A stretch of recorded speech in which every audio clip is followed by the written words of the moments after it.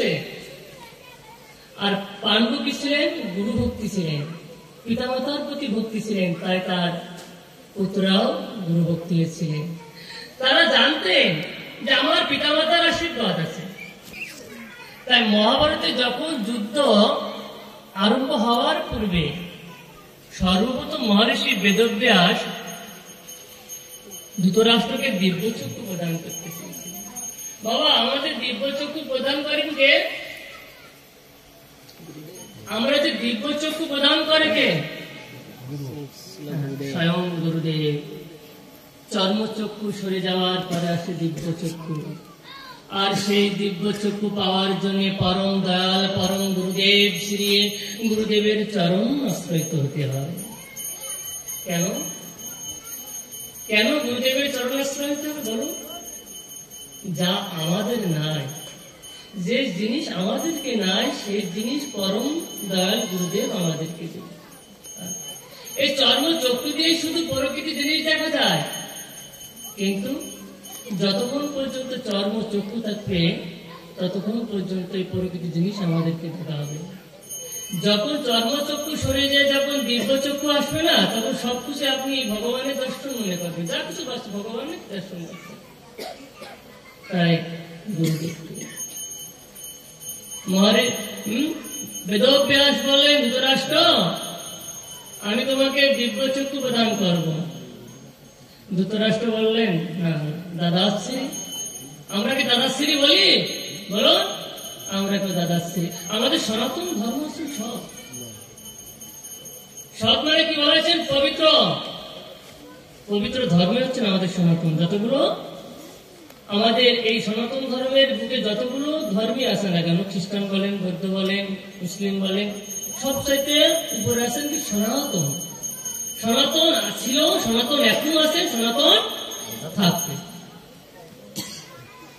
আমরা কি সনাতনের এই কার্যগুলো কি মানছি? ধর্ম সাহায্য আমরা কিছুই মানছি না। আমরা বলি না ধর্ম করছি, ধর্ম করছি। কি ধর্ম করছি? ধর্ম কাকে বলে? পূজা করলে তাকে ধর্ম বলে না, ভগবানের সেবা করলাম তাকে ধর্ম বলে না। এটা কর্ম, ভগবানের কর্ম। ধর্মকে কথা রাখাই হচ্ছেন ধর্ম, উপকার করাই হচ্ছেন ধর্ম। আমরা পাচ্ছি না। তাই বললেন, আমি এই দিব্যচক্ষু চাই না, আপনি আমাকে দয়া করে শ্রবণ করার শক্তি দেন। কি সুন্দর! তিনিও একই কথা বলেছিলেন, আমি যদি দিব্যচক্ষু পাই তাহলে তো আমার আবার তো গুরুজনদেরকে দেখতে হবে। আমরা শ্রবণ করতে পারি। নববিধা ভক্তির ভিতরে বললেন শ্রবণ মঙ্গলম। বাবা বলুন তো, এই শ্রবণ করে কার মঙ্গল হয়েছিল? কার? পরীক্ষিত মহারাজের। তিনি শ্রবণ করেছিলেন কি কথা? গোবিন্দের কথা, হরি কথাকে শ্রবণ করেছিলেন। আর আমাদের কলিতে কি মহাপ্রভু কি আনলেন? নাম। দুহাত তালি দিয়ে নাম করুন। দুহাত তালি দিয়ে কি হয়? এইখানকে যেসব রেখাগুলো সব দোষ আছে না, সবগুলো চলে যায়। তাই দুই হাত দিয়ে কীর্তন করতে। মহাপ্রভু তো বলেছেন হাত তালি দিয়ে কীর্তন করতে। আমরা কি বলি? হরে কৃষ্ণ কৃষ্ণ কৃষ্ণ হরে হরে, হরে রাম রাম রাম হরে হরে। মহাপ্রভু রাম কথাটা বলেননি। দেখুন আপনাদের এগুলো লেখা আছে, হরে কৃষ্ণ কৃষ্ণ কৃষ্ণ হরে হরে, হরে রাম রাম রাম হরে হরে। তাহলে আমরা কি রামকে কোন গ্রন্থে লেখা আছে? রাম, আমরা রামটা হয়ে যাই। আমরা প্রকৃতি পক্ষে সেটা বলতে পারি। তাই শ্রী চৈতন্য মহাপ্রভু এই কলিতে নাম আনলেন কি জন্যে? এই কলি হতো জীবের উদ্ধার করবার জন্য তো নাম এনেছেন। কেন? তার তো নাম আনার কোন দরকার ছিল না।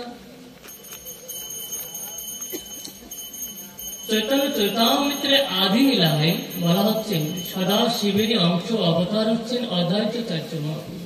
আমরা একটু মহাপ্রভুর বিষয়ে আলোচনা করি। দেখো মহাপ্রভু কলিতে আমাদের, বলি শ্রী চৈতন্য মহাপ্রভু কি। দেখুন আমার মামারা সবাইকে নিমন্ত্রণ করেছে, কিন্তু দুজনকে বাদ